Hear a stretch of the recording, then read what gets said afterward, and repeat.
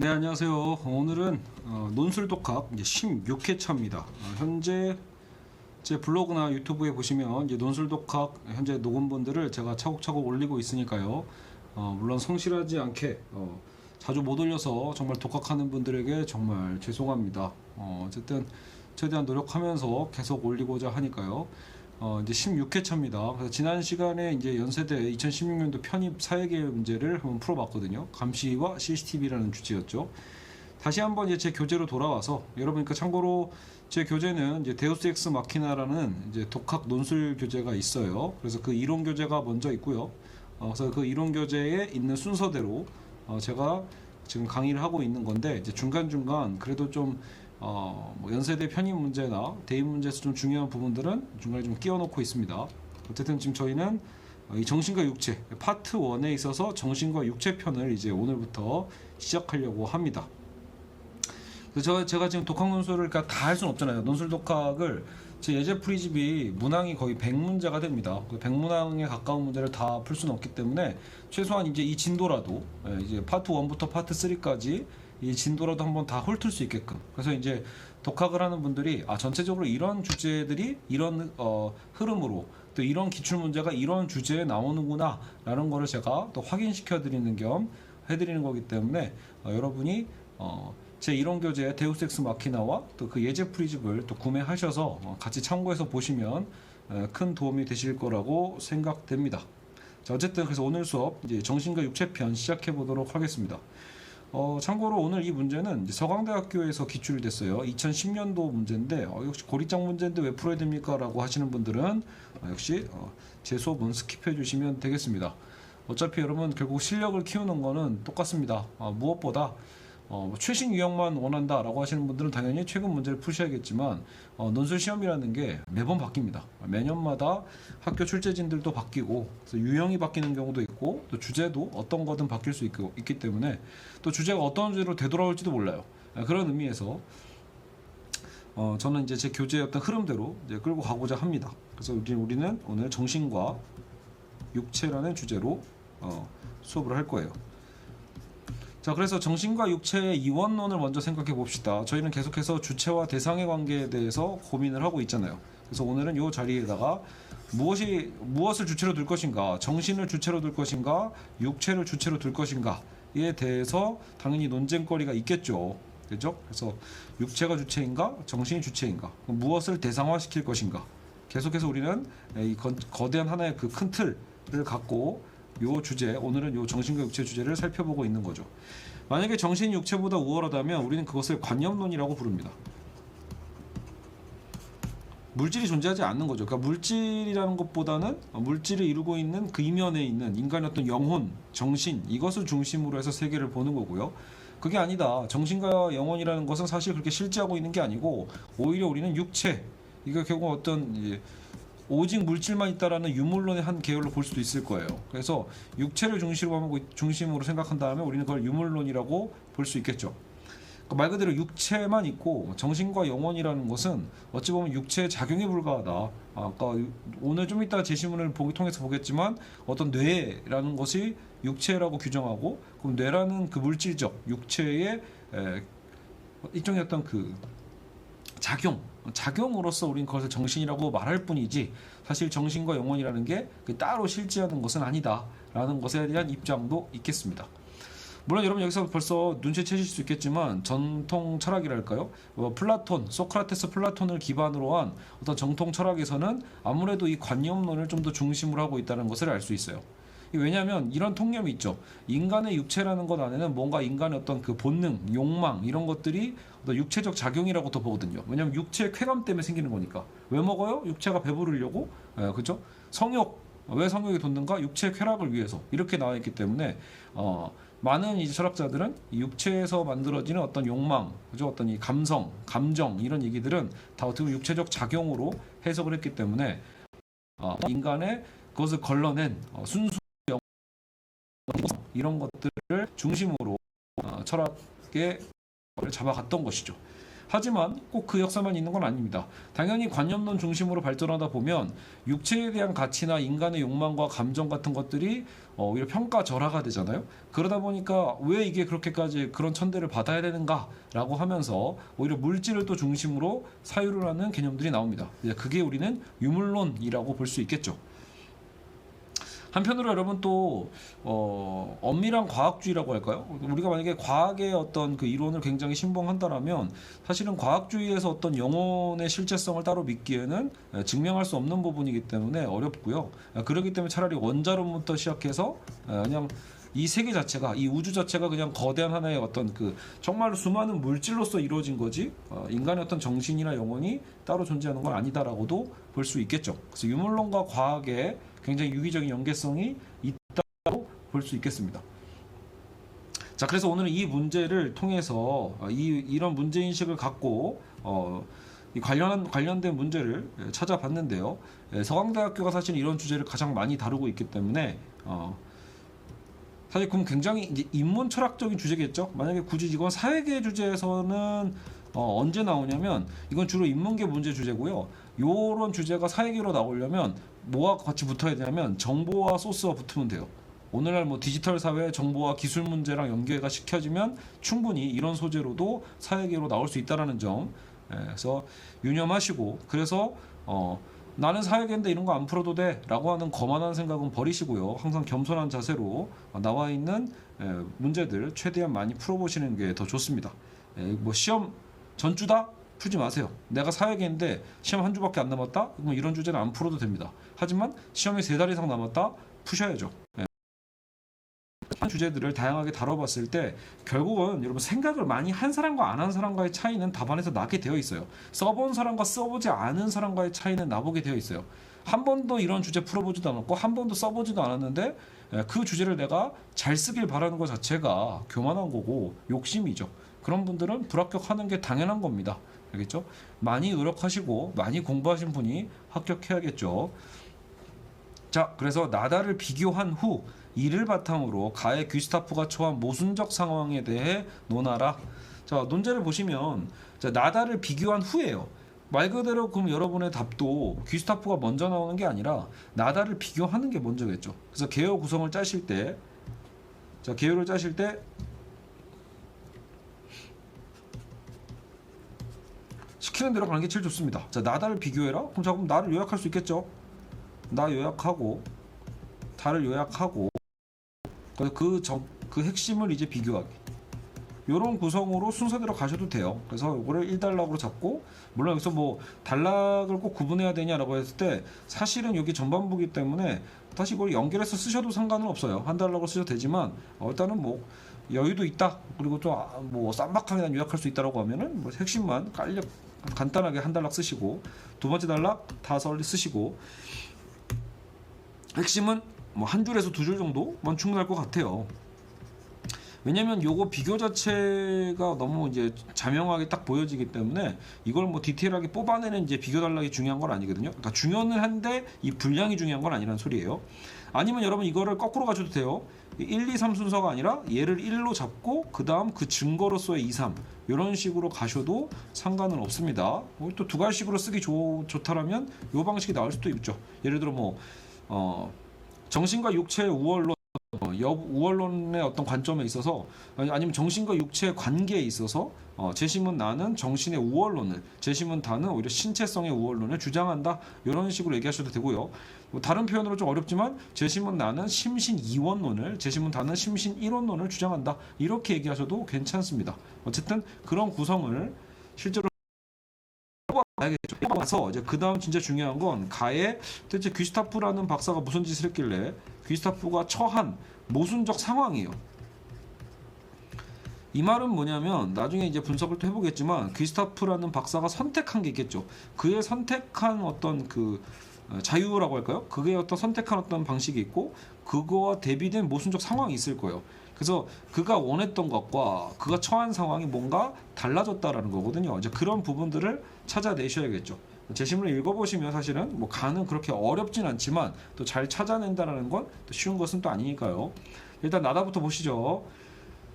제시문 나를 봤더니 이제 소크라테스 등장했죠. 소크라테스가 등장하면 여러분 바로 플라톤을 떠올리세요. 보통은 플라톤이 본인의 책에다가 자기 스승을 등장시키기 때문이죠. 그리고 플라톤 하면 여러분이 또 떠올릴 거는 바로 이원론을 떠올리셔야 됩니다. 그래, 이분법적인 관점. 또 이원론은 이원론인데 어느 쪽으로 기울어져 있죠? 아까 제가 말씀드린 것처럼 관념론. 왜 관념론이다? 이데아를 중시했거든요. 이데아론을 얘기했기 때문에 결국은 이원론적이지만 정신의 어떤 우월, 관념에 대한 우월성을 얘기했다라는 거 이미 알고 있단 말이에요. 그래서 이제 한번 확인해 보는 거 읽어보시면 사용하는 사람과 사용되는 것, 잘 보면 이게 주체와 대상 얘기 아니겠어요? 사용한다 주체, 사용된다 대상, 도구잖아요. 주체와 대상의 관계 얘기를 묻고 있네요. 근데 거기에다가 갓바치가, 자 갓바치는 그냥 여러분 백정이라고 생각하시면 되는데 이 단어 몰라도 상관은 없어요. 어쨌든 뭐 주어라는 소리잖아요. 어떤 주어, 갓바치가 어떤 칼을 쓰네요. 칼과 칼 및 다른 도구들을 자르듯이. 그러면 그 칼을 또 자르는 주체가 갓바치겠죠. 갓바치라는 단어 몰라도 이거 해석할 수 있어요. 어쨌든 누군가가 칼이라는 도구를 사용하듯, 그죠? 그러니 사용하고 자르는 사람 다르고, 자, 사용하는 사람, 자르는 사람 다르고, 자를 때 사용되는 것 다르다. 좀 결국은 사람과 것을 구분하고 있잖아요. 역시 주체와 대상을 구분하고 있죠. 그때 그럼 갓바치는 도구만 사용하는 건가 아니면 손도 사용하나 할 때 알키비아데스가 손도 사용하죠. 자, 이렇게 말하는 순간 손도 도구가 되네요. 그러니까 칼만 도구가 된 게 아니라 칼뿐만 아니라 그 칼을 잡고 있는 인간의 손도 도구라는 거예요. 그러면 대체 그 손을 누가 움직이는가라는 거죠. 자, 눈도 사용해서 신발을 만드는가? 뭐 눈도 도구네. 이런 식으로 손과 눈. 근데 이제 연주자는 뭐와 다르다? 그들이 작업할 때 사용하는 손이라고 할 수는 없고 눈이라고 할 수는 없지 않냐라는 거예요. 그래서 연주자라는 그 주체, 연주자든 아까처럼 뭐 갓바치든 결국 쉽게 보면 인간이죠. 어쨌든 그 인간이 그가 사용하고 있는 눈과 손과는 다른 거 아니냐, 그죠? 신체 전부도 사람이 사용하는 것이지 이게 점점점 욕심이 과한 것처럼 보이는데 결국 인간이 사용되는 거죠. 신체도 결국 사람의 대상이 되는 거죠. 근데 그러니까 사람은 신체와 다르지, 아주 기가 막힌, 그렇죠? 논법을 보여주고 있어요. 그래서 이제 사람은 신체와 다르다가 나와요. 순식간에. 그러면 대체 사람이 신체가 아니면 뭐야? 라고 했을 때 혼 말고 다른 게 뭐가 되겠냐? 영혼이란 소리죠. 그러니까 인간은, 사람은 영혼이란 소리고 그것은 신체는 아니다. 자, 틀 나왔죠. 여기까지 독해의 자신감이 있다라면 사실 여기서 이미 제시문 나는 완성이 된 겁니다. 영혼과 신체는 다르고 근데 인간은 영혼이다. 이거죠. 이 부분은 이제 사람은 적어도 다시 한번 논법을 보여주는 거예요. 셋 중에 하나일 텐데 혼이던가 신체만이던가 아니면 이 둘이 합쳐진 거 이건데, 근데 이 셋 중에 이제 소거를 하는 거예요. 신체를 다스리는 것은 바로 인간이라는데 우리가 이미 앞에서 동일했기 때문에 신체가 바로 스스로를 다스릴 수 있겠냐? 그럴 수는 없다라는 거죠. 그래서 신체는 인간이 다스리는 거기 때문에 신체가 주체일 수는 없다. 그래서 사라지고, 그러면 그것은 다스려진다고 우리가 말하기 때문일세. 그러니 이것만큼 우리가 찾고 있는 게 아니고, 자, 신체 제거됐다는 소리예요. 그렇기 때문에 둘이 합쳐진 것이 신체를 지배하며 이것이 사람인 것인가? 아무래도 그런 것 같습니다. 자, 그러면 이제 둘이 합쳐진 것이나 혼이나 둘 중에 하나인데 무엇보다도 근데 그것은 아닐 걸세라고 하면서 이 합쳐진 것도 아닐 걸세라고 해서 소크라테스가 누구도 지우고 있죠? 얘도 지우고 있어요. 어느 한쪽이 다스림에 참여하지 않는다면 둘이 합쳐진 것이 다스릴 방도는 전혀 없을 테니까 결국은 두 개 합쳐진 것 중에 어느 한쪽은 다스림에 참여해야 된다. 그래서 사람은 신체도 둘이 합쳐진 것도 근데 아니니 내 생각에는 아무것도 아니거나 그것이 무엇이긴 하다면 혼 말고 다른 게 결코 아니라는 결론이 남는군 해서 결국 인간은 혼이 되는 겁니다. 저는 그래도 여기에 대한 논증 잘 모르겠어요 라고 하시는 분 있을 수도 있어요. 읽어보니 나는 이해가 안 간다. 왜냐면 납득이 안 될 수도 있죠. 소크라테스의 논법이요. 여러분 근데 그게 지금 중요한가요? 여러분 논술을 풀 때 진짜 중요한 건 내가 이 제시문을 100% 이해하겠다라는 욕심을 버리는 자세가 제일 중요해요. 그러니까 제시문의 용도를 100% 확신하셔야지 제시문의 내용, 디테일까지 다 이해하려고 하는 건 욕심입니다. 알겠죠? 어려운 제시문이 언제든 나올 수 있기 때문에 제가 보기엔 이거 이해 안 가도 아무 상관없어요. 왜? 이미 대놓고 확신하고 있잖아요. 다른 게 아니라 혼이라고 이미 답은 얘기했고 또 다시 내려와서도 또 이 내용은 몰라도 결국은 역시 혼밖에 없단 말이에요. 혼 말고 다른 게 결코 아닌 결론이 남는 것 요것만 알면 돼요. 그러니까 요쪽 문장과 요 문장만 여러분이 확신 눈으로 지금 보고 있잖아요. 독해도 매우 쉽죠. 인간은 혼 말고 다른 게 아니라는 결론이 남는군. 그럼 더 이상 무슨 말이 필요해요? 그렇죠? 이거 중간 내용 이해 못했다? 무슨 상관이에요? 어차피 결론은 났는데. 그러니까 이걸 중심으로 여러분이 결론을 파악하시면 되는 겁니다.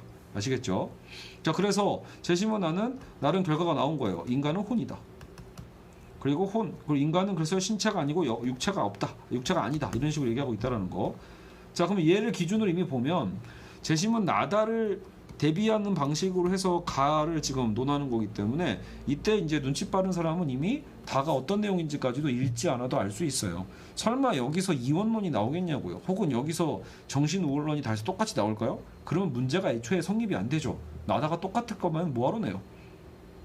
재심은 나는 대비되는 관점일 거예요. 그래서 우리는 기본적으로 정신과 육체 주제에서 그럼 이건 육체 우월론일 가능성이 매우 높겠네라고 짐작해 볼 수 있고요. 또 한편으로는 이거는 이원론이 아니라 그냥 일원론이 아닐까 해서 심신 일원론에 대한 개념까지도 고민해봐도 이원론이었기 때문에 실제로 해서 읽어보시면 역시 이것도 그렇게 어렵진 않습니다. 통증으로 시작을 해요. 근데 이 통증이 정신인지 육체인지 사실 우리는 조금 애매하거든요. 여기서 이제 우리는 화자의 방식을 따라가야 되는데 자, 식중독에 걸리면 복통과 메스꺼움이 뒤따르는데 빛이 투과되면 시각 경험을 가지게 되는데 믿음을 가지게 되고 감각 표피가 자극을 받으면 여러 가지 심적 사건들이 생긴다. 심적 사건들이 생기는다. 결국은 통증, 시각 경험 등등이 다 뭐예요? 심적 사건으로 연결시키고 있죠.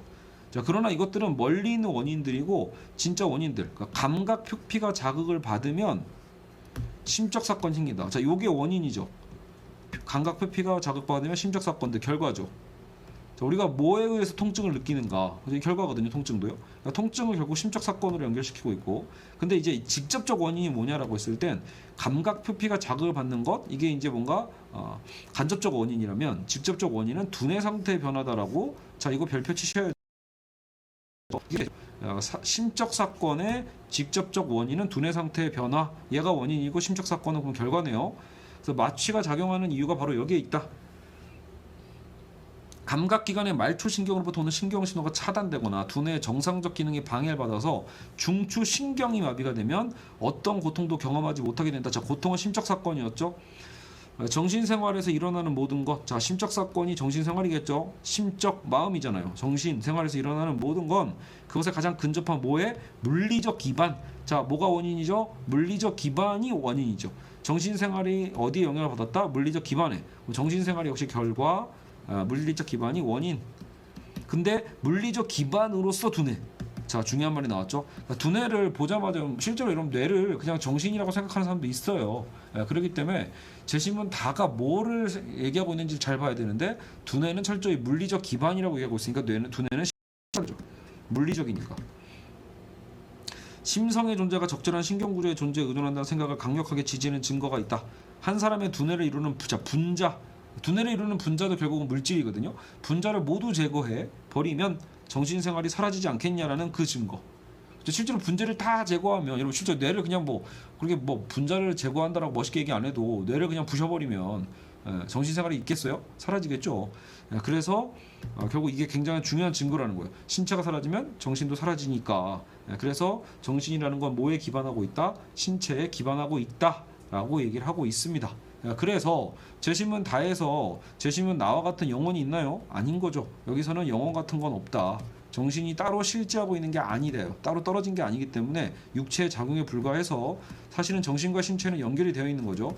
연결은 되어 있대. 그래도 여기는 신체 우월론이라고 보셔야 돼요. 알겠죠? 뇌의 작용, 뇌에 물론 연관되어 있는 신경까지, 뇌와 신경이라는 물리적 작용에 의해서 인간의 심적 사건이 생긴다. 이게 핵심이 되니까요. 재심은 나다는 완전히 대비가 되는 입장입니다. 그래서 여러분 얘를 답을 정리해 보시면 이렇게 초반부를 우리 이렇게 구성할 수 있어요.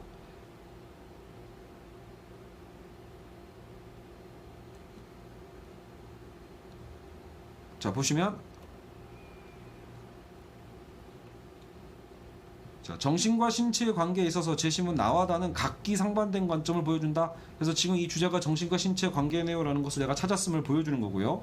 재심은 나는 인간은 영혼이니까 육체는 도구일 뿐이다라는 이원론적 관점. 자, 한 문장이지만 포인트 많이 넣었죠. 인간은 영혼이다, 육체는 도구일 뿐이다, 이원론이다.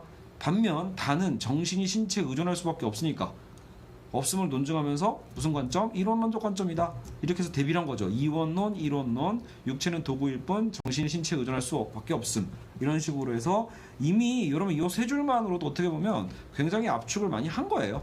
근데 이제 나다를 비교하라고 했기 때문에 일단 그래도 단순 요약 정도는 좀 더 넣어주자. 뒷받침 뭐에 의해서 너가 이렇게 분석 결과가 나왔니? 라는 것을 제가 좀 증빙을 해주는 거예요. 그래서 압축을 해서 분량을 여기서 끊는 거죠.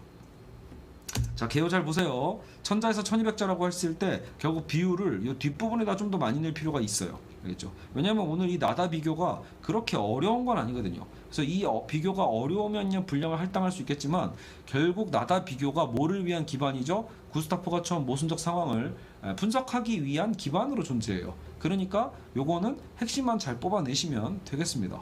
자, 나의 소크라테스는 사용하는 주체와 사용되는 도구의 관계를 점진적 논증을 하면서 영혼 즉 정신의 우월성을 도출해낸다. 구체적인 도구인 물체들로부터 사용되는 손, 사용되는 신체로 좁혀가며 결국 이런 다스리는 주체는 영혼뿐임을 주장한 셈이죠. 굉장히 압축을 했죠. 반면 다의 화자는 인간의 정신이 뇌라는 물리적 대상에 의존할 수밖에 없다고 주장한다. 고통 및 정신의 작용들은 신체적 감각에서부터 뇌라는 신체적 작용에 의해서만 발현되기 때문에 정신은 따로 분리될 수 없고 뇌라는 신체적 작용에 의해서만 존재하게 된다. 여러분 그래서 간혹 이렇게 세 줄만 쓰고 바로 넘어가면 안 될까요? 라고 하시는 분도 있는데 어쨌든 여러분 재심은 나다를 활용하여가 아니라 비교한 후잖아요. 그러니까 비교하라는 나름의 분량을 학교가 좀 요구한 만큼요. 사실 제가 보기에는 이 정도의 어떤 내용 다에서 보면 최소한 제가 어떤 나에서만 볼 수 있는 소스들을 좀 쓰고 있고 다에서만 볼 수 있는 단어와 내용들을 좀 쓰고 있죠. 이런 것들을 좀 뒷받침하면서 써주시는 게 더 안전한 답안이 되겠습니다. 다만 너무 길어지면 안 된다. 이 부분을 괜히 막 500자 이상 끌고 가시기 시작하면 뒷부분 정작 귀스타프가 처한 모순적 상황을 논할 수 없게 되거든요. 분량이 너무 짧으면 할 말도 없어지는 거죠. 자, 그러면 이제 우리는 실제 상황을 분석해 보는 거, 실제는 아니고 이제 사례를 분석하는 거죠. 베르나르 베르베르의 완전한 운둔자라는 어떤 소설인 거예요. 소설을 보니까 굉장히 재밌어요. 여기서 구스타프라는 박사가 연구를 너무 하고 싶은 거죠. 너무 미친 듯이 연구하고 싶은데 너무 육체가 방해꾼이 돼요. 여러분 실제로 그렇죠. 저도 그래요. 저도 솔직히 마음만 뭐 잠을 아예 안 자고 싶진 않지만 할 수만 있다면 전 솔직히 3시간만 딱 자고 남은 시간들은 저만의 시간으로 이렇게 뭔가 수업 녹음하고 공부하고 싶거든요.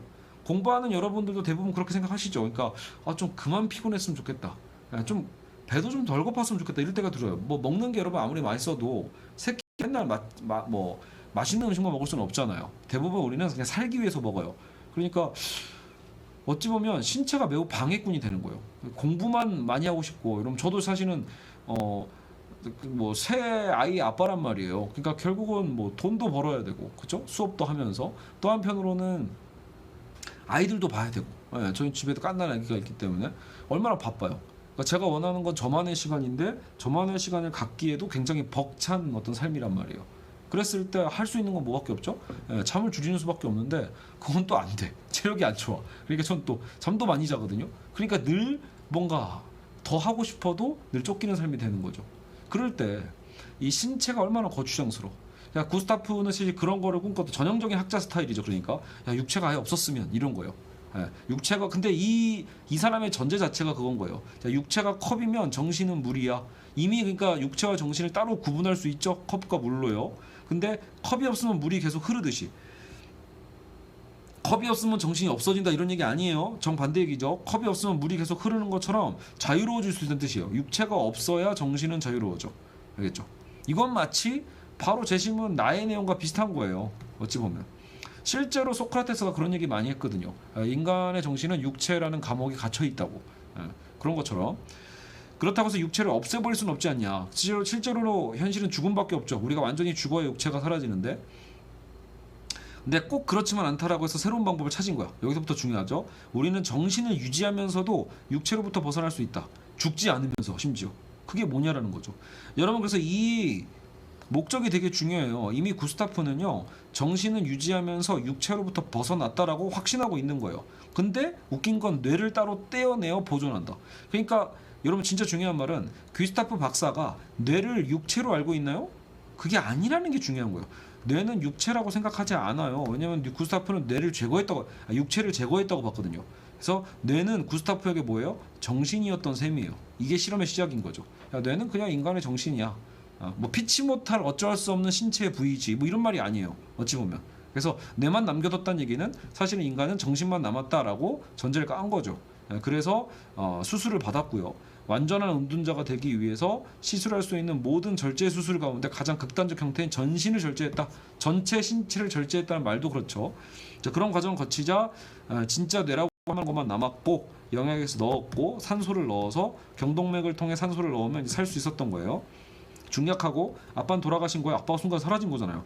황당하죠. 아이 입장에선. 아빠는 여전히 살아계셔. 근데 살아있대. 뭐로요? 뇌로 말이죠. 단지 모습이 달라졌을 뿐. 저 내가 보이지 표본병 속에 들어있는 건 말이야. 80년부터 명상에 빠져있는 내 할아버지 뇌다. 순간 할아버지로 점프하죠. 이거 중약 사이에 어떤 내용이 있었겠죠. 시대가 지낸 거예요. 시대가 지나면서 심지어는 이제 손주까지 이게 이제 내려져 오고 있죠. 그래서 이제 80년 동안 벌써 명상에 잠겨 있대요. 그리고 네가 저것을 보살피고 온도를 유지해라. 영양에 갈아줘라. 자, 여기서 또 중요한 증거 나옵니다. 박사는 본인의 뇌가 정신이라고 생각했지만 지금 여기는 후손들이잖아요. 후손들과 가족들은 어떻게 알고 있죠? 이거 결국 뭐야? 보살펴야 되고 영양에 갈아줘야 돼. 그게 뭐예요? 가시적으로 보인다는 얘기잖아요. 그러니까 다시 말하면 후손들에게는 뇌가 신체인 거예요. 자, 모순되죠?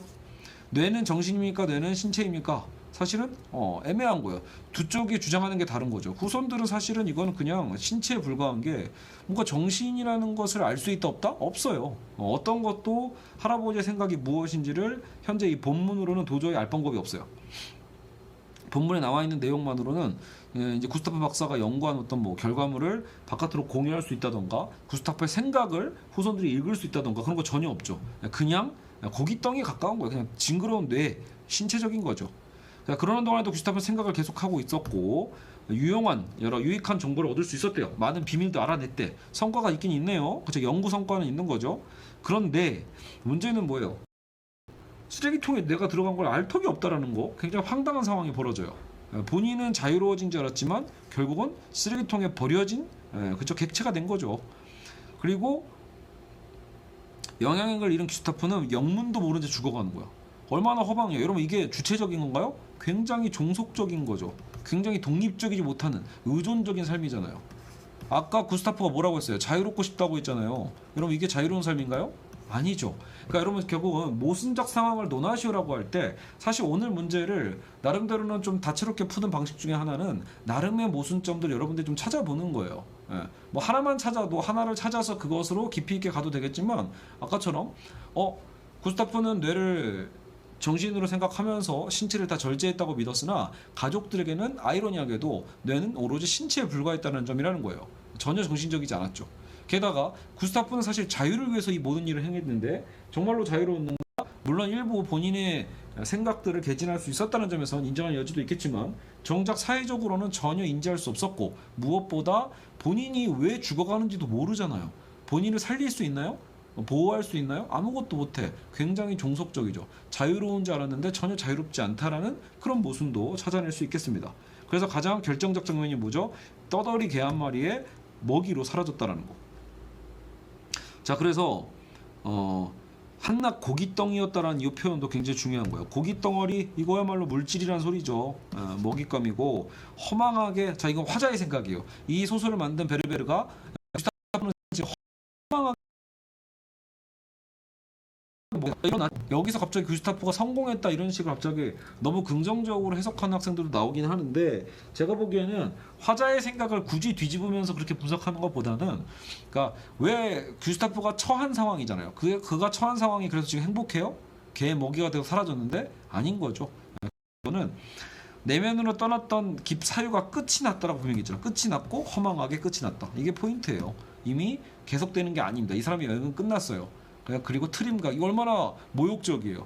떠돌이 개의 트림과 함께 사유 중에서 남아있던 게 모두 사라졌다 흩어져 버렸다라고 했기 때문에 이거를 결과가 이렇게 나왔는데 제 신문 나를 통해서 영혼의 자유를 얻었다 뭐 이렇게 해석하시는 분이 나오는데 잘못된 해석입니다. 엄밀하게 얘기하면 그렇게 보지 말고 오히려 구스타프가 원했던 게 무엇인가를 생각하시면서 분석을 하는 게 맞죠. 즉 구스타프의 의도와 현실의 상황은 현실적 상황은 사실은 작가적 관점이겠죠. 베르나르 베르베르가 만든 이 작가적인 현실의 상황이 귀스타프의 생각과 충돌하고 있는 거예요. 충돌은 했지만 결과적으로 누가 이겼어요? 현실의 상황이 이긴 거죠. 구스타프는 사라졌으니까요.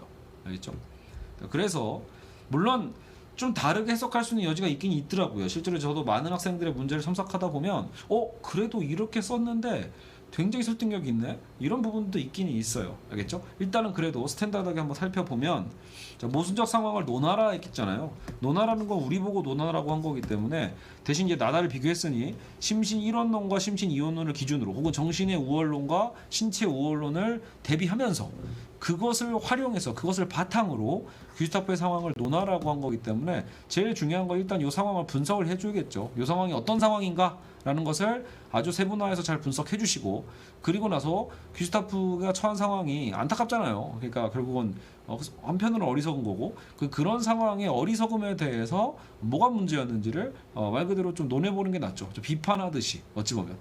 대신 이 논하는 과정에서 자, 재심은 나의 관점이 귀스타프의 관점과 사실 같다라는 걸 찾는 것도 되게 중요합니다. 귀스타프 박사가 원했던 게 뭐예요? 신체를 제거하고 영혼의 자유를 얻는 거죠. 재심은 나의 관점이 실제로 그렇지 않겠어요? 재심은 나의 관점은 육체는 도구에 불과하니까요. 알겠죠? 오케이. 자, 그리고 그러면 재심은 나가 귀스타프의 생각과 같다라면, 자, 재심은 다는 뭐라고 했죠? 인간의 정신은 따로 존재하는 게 아니라 뇌의 작용에 불과하다라고 했잖아요. 그러니까 오히려 뇌와 혹은 나가서 신체성을 되게 강조한 거거든요. 그렇기 때문에 오히려 지금 재심은 그 가의 현실적 상황이 다가 아닐까, 작가적 관점이 다가 아닌가, 이렇게 생각하셔도 돼요. 왜? 실제로 구스타프가 온전한 신체를 다 갖고 있었어야 이런 상황이 안 빠지는 거니까요. 괜히 본인의 전신 절제 수술을 했기 때문에 이런 비극적 결말에 빠지게 된 거겠죠. 그래도 뭐 80년 동안의 연구 성과가 있지 않나라고 하실 수도 있겠지만, 자, 그 연구 성과가 그래서 지금 세상으로 드러났나요? 어차피 아니거든요. 세계 입장에서 보면은요, 아무 일도 안 일어난 거예요. 그냥 귀스타프는 그냥 뇌로 존재하면서 후손들을 괴롭혔을 뿐이죠. 80년 동안 후손들에게 괴롭힘만 주고 번거로움만 주다가 이제 후손들의 실수에 의해서 그냥 사라진 거예요. 그냥 그래서 있다가 사라진 거기 때문에 사실상 뭐 그 80년 동안의 그의 연구 성과에 대한 것을 장점으로 논하기에도 사실은 굉장히 조촐하죠. 알겠죠? 그런 의미 때문에 오히려 여러분이 오늘 이 모순적 상황을 논한다라고 했을 때 한편으로는 구스타프를 나와 연결시키고 현실의 상황을 다와 연결시켜서 결국은 뭔가 다가 좀 더 이 오늘 요 사례에서는 재심은 가를 분석할 때는 이 다의 상황이 뭔가 더 적절하지 않은가에 대한 이야기를 논해볼 수 있다라는 거예요. 구스타프의 어리석음을 이야기하면서 말이죠. 알겠죠? 물론 그 다양한 답 중에 하나가 이런 건 있어요. 재심은 나에서도 귀스타프를 공격하고 다에서도 공격하는 거. 그러니까 그럼 나에서는 같은 게 아니었나라고 할 때 사실 나에서는 그래도 뭔가 인간이 영혼 그 자체라고 하고 신체에서 완전히 자유로워졌다고 얘기하는 만큼 신체는 그냥 도구일 뿐이잖아요. 그런 의미에서 재심은 나가 원했던 이상적 상황은 가의 상황과는 다르다. 다시 말하면 뭐 뇌가 사라져도 실제로 구스타프는 죽은 게 아니라 영혼의 어쨌든 자유를 얻을 수 있는 것이기 때문에, 그래서 재심은 나가 보기에도 귀스타프의 상황은 좀 다르다라고 보는 입장도 나오더라고요. 하지만 역시 제 생각에는 출제 의도를 고민해 봤을 땐 제가 보기에 그렇게 되면 되게 애매모호해져요. 귀스타프 입장을 논하라고 할 때도 나도 아니고 다도 아니네 라고 하면서 뭔가 애매한 입장에다 포지셔닝을 잡아놓으면 나중에 논할 때도 좀 헷갈려지거든요. 차라리 이럴 때는 귀스타프의 상황이 그가 원했던 게 뭐예요? 결국은 나의 상황과 제가 보기엔 전혀 다르진 않아요. 나의 플라톤이나 귀스타프가 원하는 것은 다르지 않습니다. 그렇기 때문에 이제 다만 이제 뭐 그의 시도가 그렇게 막 뇌만 남겨놓고 하는 거 그 자체가 재심은 나의 입장에서 이제 그걸 시비는 걸 수 있죠. 야, 진정한 인간이 정신으로만 되려면 뇌조차도 놓고 와야지. 그러니까 즉 죽으라는 소리죠, 어떻게 보면요. 그러니까 죽지 않고서는 우리는 완전히 자유로워질 수는 없어. 사실 뭐 이런 얘기를 해볼 수도 있을 거예요. 알겠죠? 그래서 뇌를 남겨놨다는 것 자체가 사실은 오롯한 어떤 그 뭐랄까 정신은 아니다. 인간이 오롯이 신체에서 벗어났다고 볼 수는 없는 거기 때문에 애초에 재심은 나의 기존의 귀스타프의 시도는 미치지 못한다. 그러니까 의도는 나와 귀스타프가 같더라도 현실적인 상황은 다르다. 뭐 이런 식으로 좀 부분적으로 다름을 얘기해 볼 여지도 있기는 있습니다. 알겠죠? 다만 이제 그걸 분리하면 제가 아까 말씀드린 것처럼 다와도 겹치게 될 수도 있어요. 제 신문 다도 야 이거 봐라 뇌는 결국 신체 아니냐라는 것을 들이밀면서 귀스타프를 압박할 거거든요. 알겠죠? 즉 다 해놓은 거를 굳이 나가 뺏어갈 이유는 없죠. 알겠죠? 그래서 차라리 제가 이 문제를 보면서 생각하는 가장 명확한 심플한 구성은 오히려 쉽게 얘기하면 나를 비판하면서 나를 칭찬한다 이런 느낌인 거예요. 왜냐하면 가의 상황이 그러하니까. 귀스타프의 상황은 결국은 나를 추구했으나 현실은 다더라 약간 이런 뉘앙스로 이해하시면서 답안을 쓸 수 있겠습니다. 다양한 답이 있겠지만 저 후반부 거 제 걸 한번 읽어보면서 오늘 수업을 마무리하도록 하죠. 자, 이처럼 상반된 관점은 전반부 이제 나다는 비교가 된 상황이잖아요. 이제 이걸 활용하는 거죠. 그래서 나다처럼 이렇게 상반된 관점은 가의 귀스타프의 모순적 상황에 대해 각기 다른 분석을 일단 갖고 온다는 거예요. 상황에 대한 평가가 다르죠. 귀스타프 박사는 육체가 정신을 속박하는 걸림돌에 불과하다고 여기면서 육체만 없으면 육체가 가져오는 시간과 공간 연계를 넘어 영원히 사유할 수 있음을 믿고 있죠. 이런 요약을 활용하면서 뭐와 연결시키는 거예요? 이러한 믿음은 정신이 육체보다는 우월하다고 보는 나의 입장과 같다고 볼 수 있다. 이게 분석이죠. 그러니까 요거는 요약이잖아요. 그래서 한없이 그냥 가를 요약하고 그 다음 뭐 나다랑 연결해야지 이렇게 생각하지 마시고 바로 여러분의 분석의 결과를 생각하시면서 야 귀스타프가 이렇게 얘기했는데 통해서 나의 입장과 같네, 나의 정신 우월론과 같다는 걸 확인할 수 있다. 그런 걸 여러분이 근거로 대주는 게 더 중요한 거예요. 이런 식으로 구성하고요. 따라서 그는 극단적 방법으로 뇌만 남기고 모든 육체를 제거했다고 믿은 거죠. 제거함으로써 자신이 바라던 정신적 자유로움을 한시적으로 누렸어요. 한시적으로. 자, 그러나 남아있는 뇌는 정신이기도 하고 육체이기도 한 모순적 위치를 점하게 됨으로써 귀스타프는 파국을 맞이한다. 이렇게 저는 이제 썼어요. 다시 말하면 그는 물론 정신이라고 생각했겠지만 사실은 육체이기도 하다는 소리죠. 그러니까 이런 모순성, 뇌는 어느 하나일 수 없다라는 정신과 육체 모두란 어떤 측면이죠. 그래서 그거를 제대로 몰랐기 때문에 파국을 맞이한 거예요. 귀스타프 박사는 뇌를 자신의 정신으로 생각했기에 육체를 모두 제거했다고 믿은 거죠. 그러나 결과적으로 육체가 다 제거된 게 아니라는 것을 누가 증명해요? 후손들이 증명하는 거예요. 뇌를 보존하기 위해 최소한의 또 다른 물리적 장치가 필요했잖아요. 비커, 물, 이제 영양액 이런 게 필요했잖아요. 이를 관리하는 물리적 노동, 이것도 물질이죠. 그러니까 물질이 동원됐다라는 건 내가 이미 정신이 아니라 신체라는 거고 물질이라는 거죠. 그게 증거죠. 또 개의 입장에서는 뭐예요? 눈에 보이는 먹이였잖아요. 분명히 실제적 먹이가 됐죠. 역시 물질이었던 거예요. 뇌는 정신이 아닌 가시적 신체임도 보여준 셈이에요. 그러니까 구스타프의 박사의 의도와 엇박자를 타는 거죠. 개의 트림과 함께 귀스타프 사유도 함께 사라졌다는 부분에서 다의 주장처럼 인간의 정신은 결국 신체에 의존할 수밖에 없음이 드러난 거예요. 제시문 다가 뭐라고 했죠? 인간의 정신은 신체에 의존할 수밖에 없다고 했죠. 아까 정확히 똑같은 말을 쓰셔도 돼요. 분자가 제거되면 인간의 정신도 영혼도 사라질 수밖에 없다라고 한 그 부분을 활용하시면서 이 개 트림 쪽의 내용과 같이 연결시켜도 좋은 분석이 되겠죠. 자, 게다가 다의 신체는 뇌만이 아닌 신경작용을 가능케 하는 감각적 신체를 필요로 합니다. 게다가 다의 신체는 뇌만이 아닌 신경작용을 가능케 하는 감각적 신체를 필요로 해요. 그렇죠? 뇌만 중요합니다 이런 말 한 건 아니에요. 뇌의 작용이 결국 뭐에 의해서 이루어지죠? 여러 가지 어떤 신경에 의해서 연결되잖아요. 그런 만큼 결국은 어떤 우리의 감각을 느낄 수 있는 신체도 기반으로 하고 있는 거예요. 따라서 박사가 수많은 연구 성과와 깨달음을 얻었음에도 정작 그 성과를 세상에 알릴 수 있는 그 매개체가 없는 거예요. 매개가 결국 뭐예요? 그게 온전한 신체죠. 아무리 또 정신, 뇌만 있다고 되는 건 아니거든요.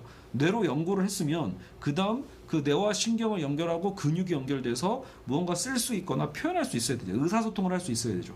그러니까 그런 최소한의 신적 도구가 없었다는 점. 이게 또 문제고, 또 하나는 자신이 왜 죽어가는지 영문조차 모른다는 점에서 그의 정신의 자유는 결국 갇혀있는 속박에 불과했다. 이런 얘기를 하게 되는 겁니다. 알겠죠?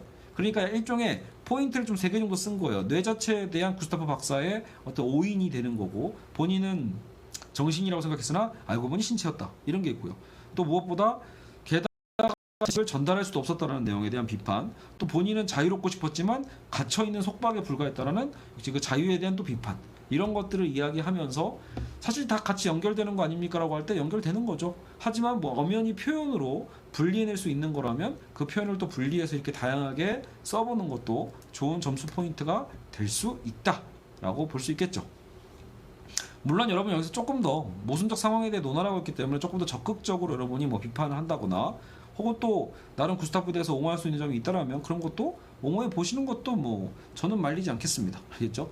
다만 그래도 항상 중시해야 되는 건 뭡니까? 제시문을 제대로 활용하고 있는가, 그죠? 제시문을 떠나서 뭐 여러분이 막 여기서 갑자기 막 훗설이 나온다거나, 예? 그죠? 혹은 뭐 니체가 나온다거나 이런 얘기들은 할 필요 없는 거예요. 사실 이런 제시문들을 보면서 뭐 굳이 또 물론 소크라테스가 있기 때문에 여기는 뭐 플라톤까지 언급하는 건 의미가 있을 수도 있겠으나, 그렇다고 막 플라톤의 이데아 얘기를 막 주절주절 얘기하는 거 다 여러분 불필요한 지식 자랑이죠. 예, 그래서 논술 시험에서 배경 지식 자랑하는 게 그렇게 큰 가점이 되지도 않고요. 오히려 자리만 먹어서 역설적으로 감점이 될 수도 있으니, 알겠죠? 항상 제시문에 있는 내용들을 활용해서 여러분의 생각을 논해야지, 알겠죠? 제시문 바깥에서 여러분의 생각을 논하는 것은 논점 일탈이 될 수 있다라는 거, 아무리 잘 써도 말이죠, 알겠죠? 그래서 여러분의 견해를 논하거나 사례를 쓰더라도, 사례도 뭔가 여기 딱 제시문이 딱 맞아야 되는데, 저는 뭐 구스타프의 내용 자체가 사례인데 뭘 또 사례를 쓰는가라고 또 생각도 듭니다. 그래서 지금 있는 것만으로도 잘 쓰는 게 제일 좋은 방법이다, 잊지 마시고요. 나중에 여러분 이제 이런 그 제시문 나 대신 이제 뭐 데카르트의 방법 소설이나 이런 거 써도 돼요. 성찰 이런 걸로 대체해서 나는 생각한다, 고로 존재한다, 뭐 이런 내용 들어와도 전혀 문제될 거 없거든요. 그래도 심신 이원론과 정신의 우월론을 이야기할 수 있다라는 점, 그래서 얼마든지 이런 문제가 나올 수 있다라는 거 잊지 마세요. 알겠죠? 자, 오늘은 그래서 여기까지 해서 마무리하도록 하겠습니다. 정신과 육체 파트에서는 꼭 요런 얘기만 있는 게 아니라 나중에 뭐 놀이, 축제, 웃음, 그리고 뭐 여가, 노동, 뭐 이런 얘기들이 다 겹쳐 있단 말이에요. 그리고 감성의 영역 중에 또 예술에 대한 부분도 있고요. 그래서 그런 문제들까지 다 다뤄야 되기 때문에 오늘 여기까지 하고요. 앞으로도 한 두세 번, 2, 3회 더 걸쳐서 또 이제 논술 독학 이제 다음 회차에서도 정신과 육체 파트를 더 다뤄보도록 하겠습니다. 여러분 고생하셨습니다.